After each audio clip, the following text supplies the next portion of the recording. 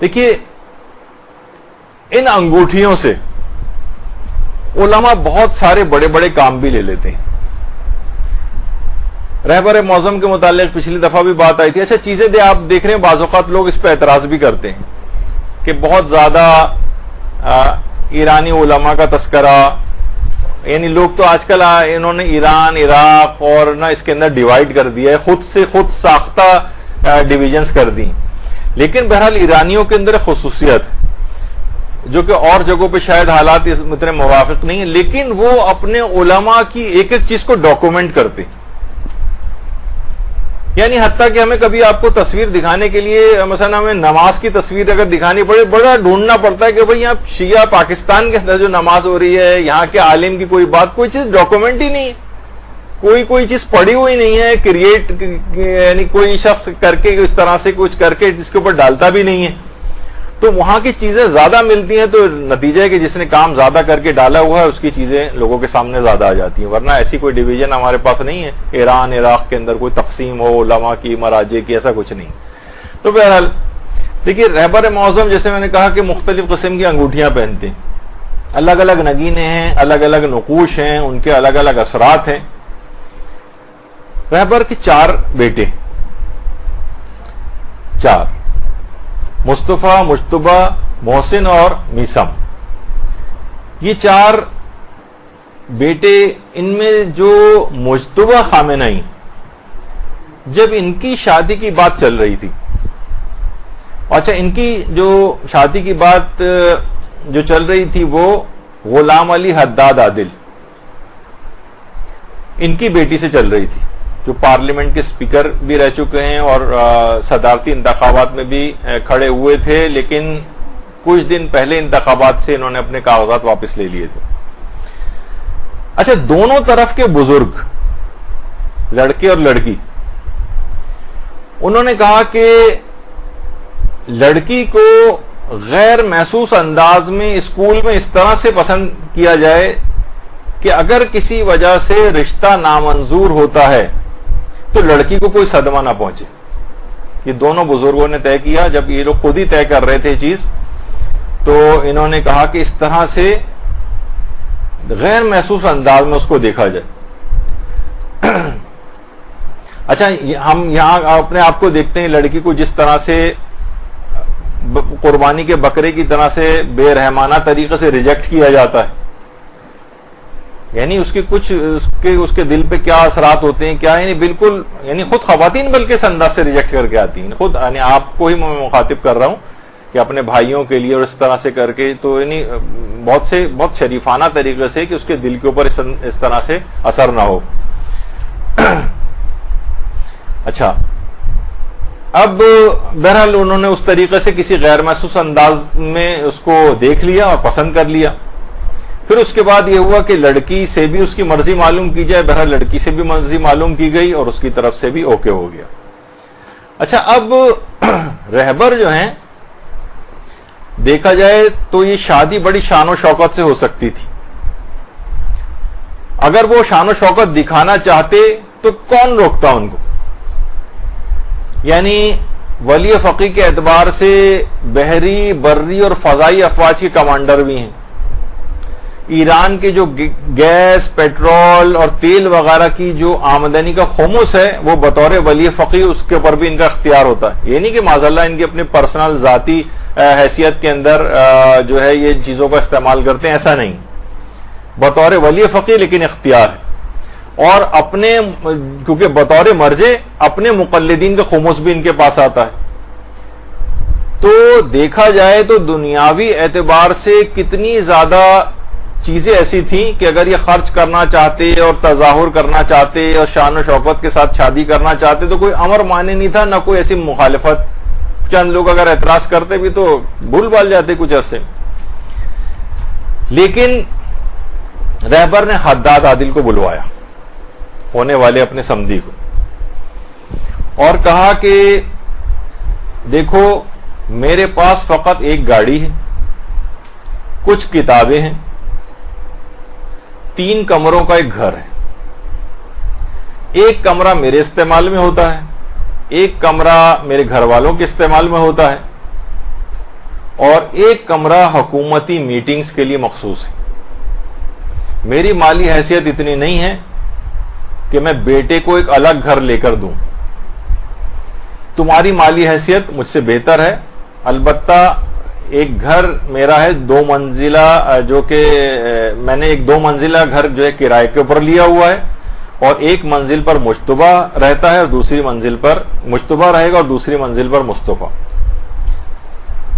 اور تم یہ بات اپنی بیٹی کو سمجھا دینا کہ وہ یہ سوچ کر نہ آئے کہ میں رہبر کے بیٹے سے میری شادی ہو رہی ہے تو اب تو میری زندگی بہت ہی شان و شوکت کے ساتھ گزرے گی. میرا طرز زندگی بہت ہی زیادہ سادہ ہے، یہ بات تم اپنی بیٹی کو بتا دینا. اور مشتبہ جو ہے یہ تو ویسے بھی قوم میں جا کر دینی تعلیم حاصل کرے گا اور وہاں ایک عام طالب علم کی سطح پر رہے گا. اچھا، رہبر کا ایک مکان آبائی گھر جو ہے یہ جنوبی تہران میں، وہاں پر کچھ سیکورٹی خدشات ہیں تو مجبوراً سرکاری مکان میں رہائش اختیار کی ہوئی ہے اور اپنا یہ آبائی گھر جو ہے یہ کرائے پر دیا ہوا ہے، اور اسی کے جو آتا ہے وہاں سے کرایہ اسی سے اپنے گھر کے اخراجات پورے کرتے ہیں. تنخواہ کے طور پر ایک پائی بھی نہیں لیتے اور بیت المال سے ایک پیسے کی رقم جو ہے نہیں لیتے، اور نہ ہی رقومات شرعیہ یا خمس وغیرہ اپنے اوپر استعمال کرتے.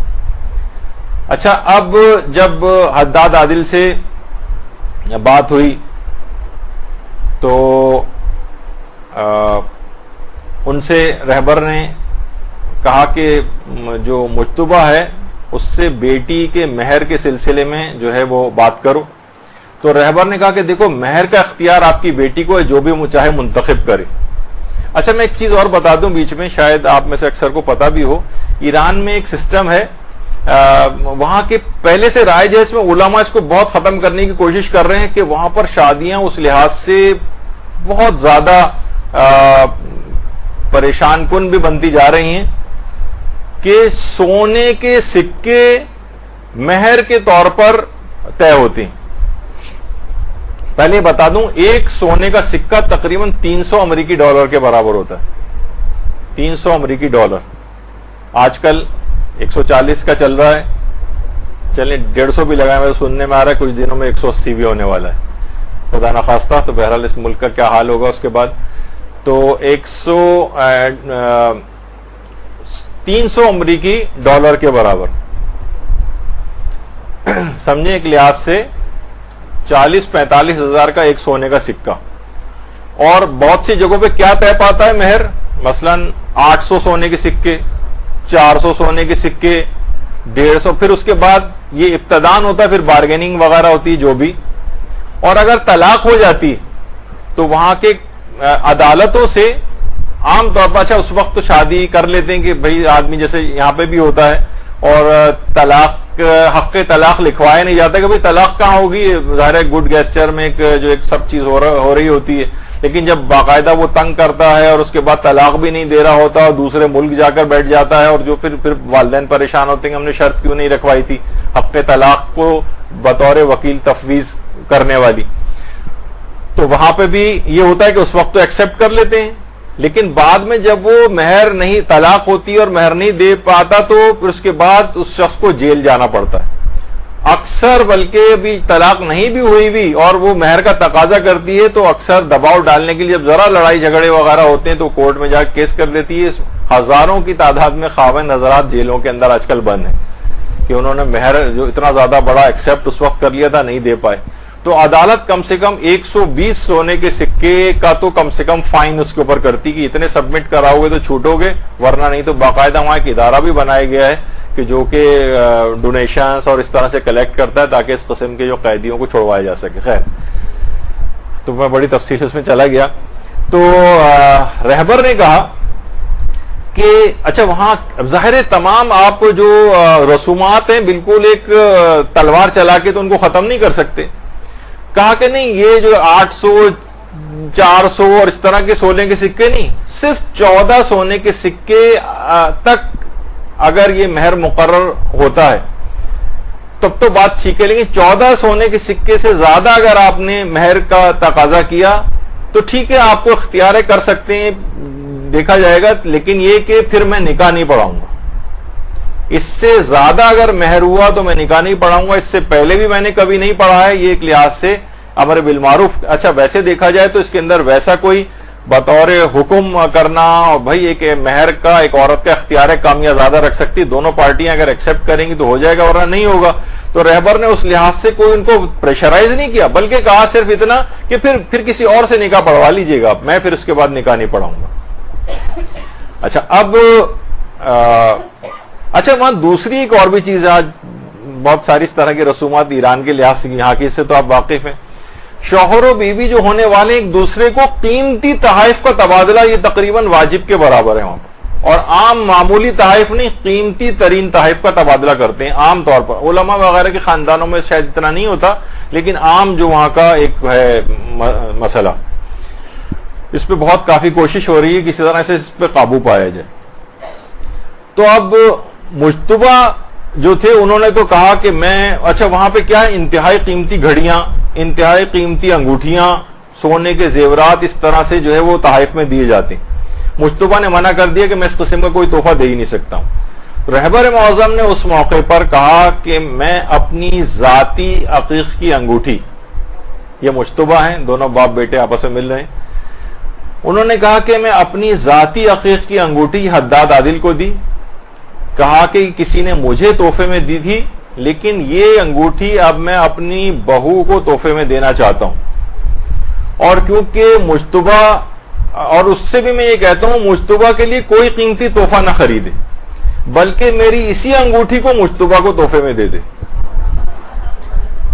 اچھا اس لحاظ سے ایک بہت بڑے مہر کے اعتبار سے جو وہاں کا وہ تھا وہ ختم کیا, اور اس انگوٹھی کے ذریعے انتہائی قیمتی جو تحائف تھے اس کو, اس رسم سے بالکل نجات اس انگوٹھی نے وہاں پہ اس لحاظ سے بہت کام کیا. اس کے بعد ایک اور مرحلہ یہ پیش آ گیا کہ حداد عادل سے یہ بات طے ہوئی کہ جناب اب یہ شادی ہوگی کہاں.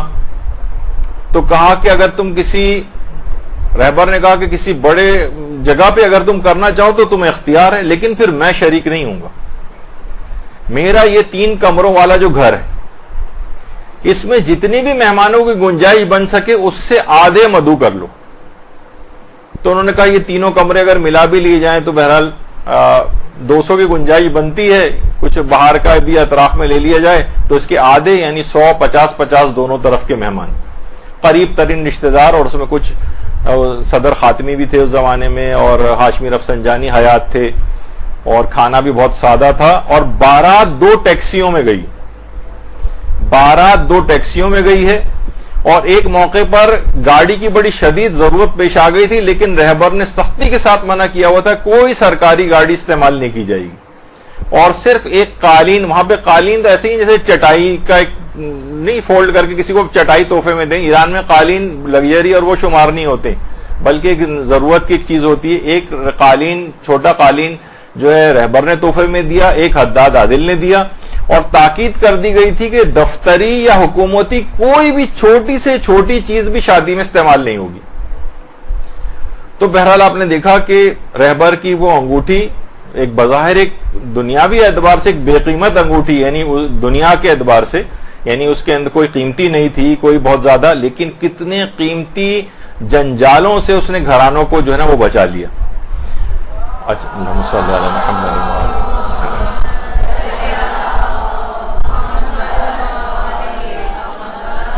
اچھا ایک اس کے اندر پیغام اور بھی, اور ایک لحاظ سے آپ سب کیونکہ خواتین کی صنف سے تعلق رکھتی ہیں تو آپ کو ہی براہ راست پیغام.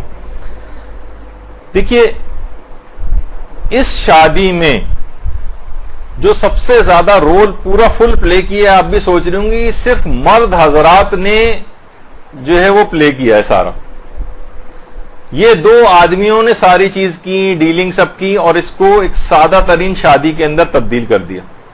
اس میں خواتین کا کوئی رول نہیں, حتیٰ کہ حداد عادل کی جو وائف زوجہ ہیں طیبہ مہروزادہ, ان کا کوئی رول نہیں تھا, اور رہبر معظم کی زوجہ محترمہ منصورہ خجستہ باقر زادہ, یہ ان کی تصویر, ان کا بھی کوئی رول اس کے اندر نہیں تھا اس لحاظ سے. یعنی ویسے تو گھریلو طور پر جو ہوگا, لیکن اس کی ساری تفصیلات اس کو سادگی کے طور پر کرنے کی یہ مرد حضرات نے خود طے کی. کیونکہ پیغام اس کے اندر بہرحال یہی ہے کہ خواتین جو ہیں خود آپ لوگوں نے شادیوں کے خرچے اس قدر بڑھا دیے.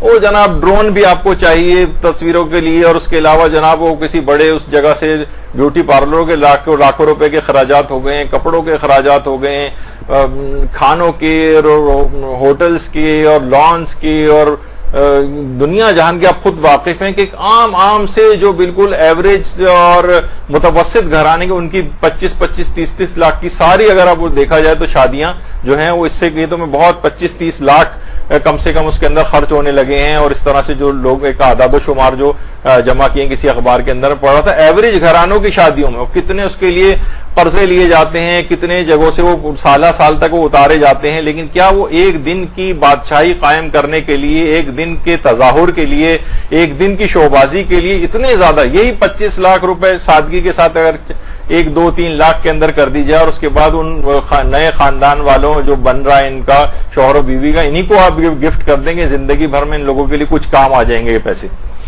وہ کچھ نہ کچھ اس سے اپنا روزگار میں اور کسی چیز میں بہتری پیدا کر سکتے ہیں. لیکن بہرحال یہ نہیں ہو رہا ہے. خواتین کو اس میں آگے آنا پڑے گا, یا مرد حضرات کو یہ تمام چیزیں ٹیک اوور کر کے اپنے ہاتھ میں لینی پڑیں گی.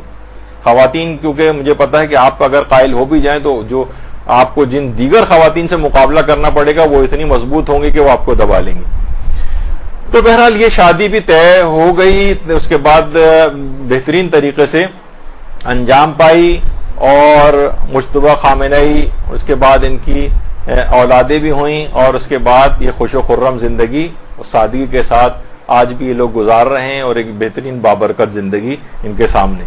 تو آپ نے دیکھا کہ بہرحال ایک انگوٹھی نے کتنے خاندانوں کو ایک کتنے بڑے اس سے جو ہے وہ گزارا ہے, ایک مشکل مرحلے سے اور مشکل صورتحال سے نکالا ہے. برحمتک یا ارحم الراحمین وصلی اللہ علی محمد و